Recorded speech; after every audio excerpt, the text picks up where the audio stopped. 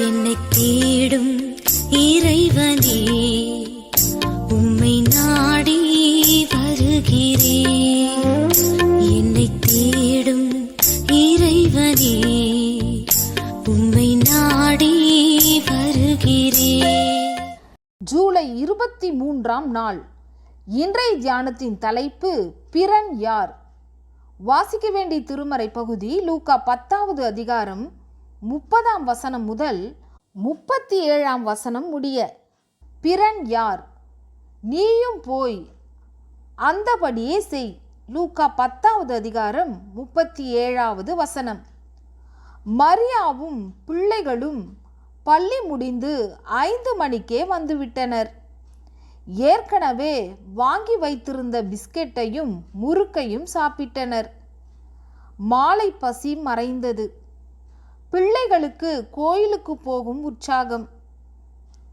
தாங்களாகவே முகத்தை கழுவி உடையை மாற்றி ஆயத்தப்பட்டு கொண்டிருந்தனர்.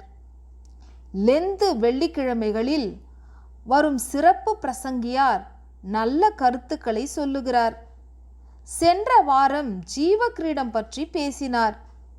இந்த வாரம் நீதியின் கிரீடம் பற்றி பேசுவார். இப்படி நினைத்தபடி திருமறையையும் குறிப்பெடுக்க சிற்றேட்டையும் மரியா எடுத்து வைத்தாள். அழைப்பு மணி ஒலித்தது. பக்கத்து தெருவிலிருந்து சித்ராவும் அவள் தாயாரும் வந்திருந்தனர். சித்ராவுக்கு நாளைக்கு கணித தேர்வு, அரசு தேர்வு.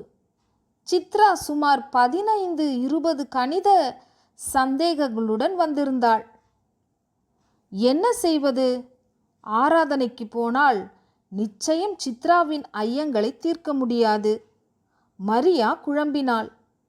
பின்பு சுதாரித்து கொண்டு, சித்ரா, நீயும் அம்மாவும் கொஞ்ச நேரம் உட்கார்ந்திருங்கள், பிள்ளைகளை கொண்டு போய் ஆலயத்தில் விட்டுவிட்டு வந்து விடுகிறேன் என்றாள். சித்ரா, எனக்காக நீங்கள் கோயிலுக்கு போக முடியலையா என்று அழாத குறையாக கேட்டாள். அதனால் என்ன? ஆண்டவரை எங்கும் எப்பொழுதும் தொழுது கொள்ளலாம் என்று மரியா சமாளித்தாள்.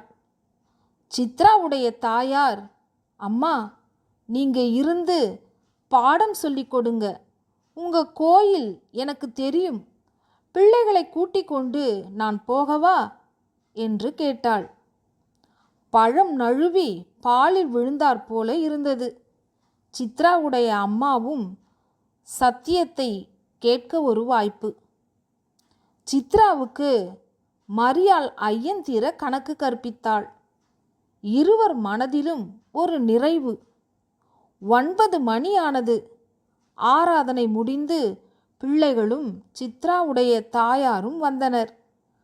கோயில்ல ஐயரு சொன்ன கதை காரியமெல்லாம் எனக்கு ரொம்ப பிடிச்சிருந்ததுமா என்று சிரித்த முகத்துடன் அந்த அம்மா சொன்னபோது மரியாவுக்கு இரட்டை மகிழ்ச்சி.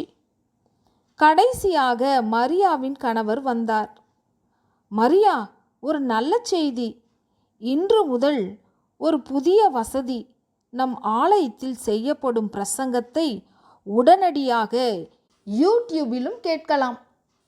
நீ நல்ல சமாரியாளா இருந்ததால் ஆண்டவர் தந்த வெகுமதி என்றார்.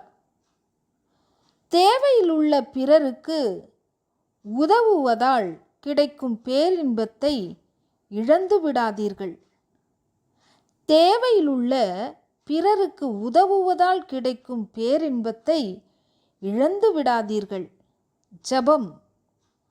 தேவனே, என்னிடத்திலும் உம்மிடத்திலும் நான் அன்பு கூறுவது போல் எல்லோரிடத்திலும் அன்பு கூற விரும்புகிறேன், முயலுகிறேன். உதவி செய்யும். ஆமேன்.